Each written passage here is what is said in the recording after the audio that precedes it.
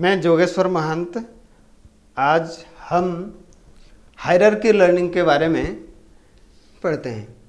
ये भी बहुत इम्पोर्टेंट है परीक्षा की दृष्टि से, और कई बार नेट एग्जाम में और टीचर एलिजिबिलिटी टेस्ट में भी इसमें से क्वेश्चन आते हैं। ये गैगने अमेरिकन साइकोलॉजिस्ट हैं और इन्होंने एक बुक लिखी थी द कंडीशन ऑफ लर्निंग, और इन्होंने जो हायरार्की बनाई है इसमें 8 बिंदु हैं और नीचे से लिखे गए हैं ऊपर तक आप देख सकते हैं, असेंडिंग ऑर्डर में है, एक सोपान में है। और सबसे पहले लिखा हुआ है क्या? सिग्नल लर्निंग, संकेत अधिगम। इसमें संकेत से सीखना होता है। जैसे टीचर क्लासरूम में कई बार साइलेंट हो जाता है तो टीचर को देख करके स्टूडेंट भी क्या करते हैं? साइलेंट हो जाता है, यानी टीचर ने संकेत दे दिया था, यानी सिग्नल दे दिया था। और पावलोव क्लासिकल कंडीशनिंग थ्योरी का हम एग्जाम्पल ले सकते हैं। वहाँ भी प्रयोज्य के सामने क्या घंटी बजाई जाती थी, उसके बाद वो अनुक्रिया करता था, क्योंकि वहाँ भी सिग्नल है, सिग्नल से सीखना होता था, यानी संकेत से सीखना होता है, और ये निम्न स्तर का अधिगम है। उसके बाद स्टिमुलस रेस्पॉन्स लर्निंग, उद्दीपक अनुक्रिया अधिगम।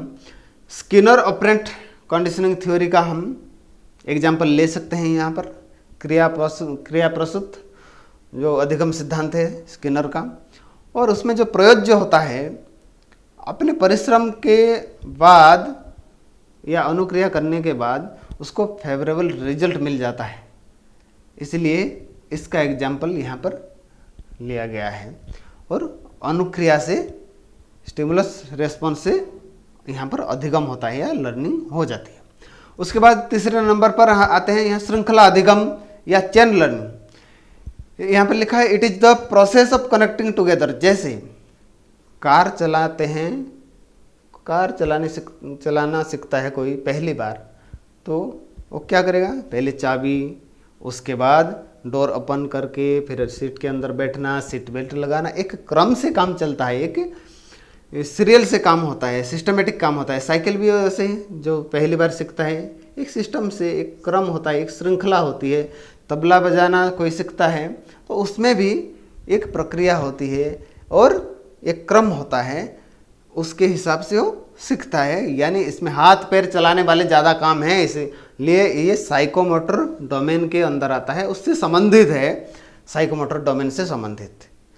और उसके बाद हम आते हैं वर्बल एसोसिएशन लर्निंग, शाब्दिक साहचर्य अधिगम। शब्दों का साहचर्य, शब्दों का समूह होता है, जैसे 2 या 2 से ज़्यादा शब्दों का समूह, या जैसे 2 अक्षरों का शब्द, 3 अक्षरों का, 4 अक्षरों का शब्द धीरे धीरे याद होता है, या धीरे धीरे स्टूडेंट सीखता है, या बच्चा कोई सीखता है धीरे धीरे, तो शब्दावली बढ़ती जाती है, वोकैबुलरी बढ़ती रहती है। तो ये 4 जो बिंदु लिखे गए हैं, ये चारों को बिहेवियरल एस्पेक्ट के अंदर लिया जाता है या व्यावहारिक पक्ष से संबंधित है, ऐसे भी सवाल पूछे जाते हैं एग्जाम में कई बार।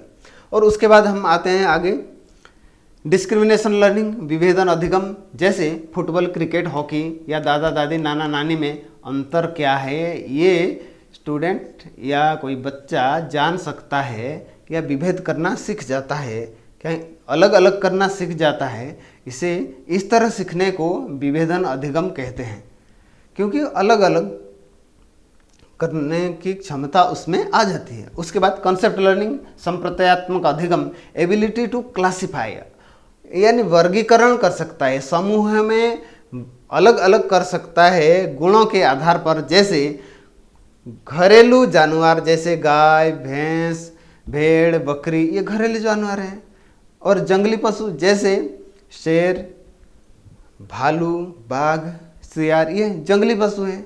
तो ये अंतर करना आ जाता है, ये अवधारणात्मक अधिगम का ज्ञान हो जाता है, तो हम कह सकते हैं ये कॉन्सेप्ट लर्निंग हो गई है। उसके बाद रूल लर्निंग, इसमें रूल सीखना होता है, नियम सीखना होता है। व्याकरण के बहुत सारे नियम हैं, विज्ञान के बहुत सारे नियम हैं, गणित के बहुत सारे नियम हैं, उन सबको सीख करके हम आगे बढ़ते हैं। तो इस तरह से नियमों को सीखना होता है विभिन्न विषयों में, और उसके बाद हम अपने काम में उन नियमों को लगाते हैं। तो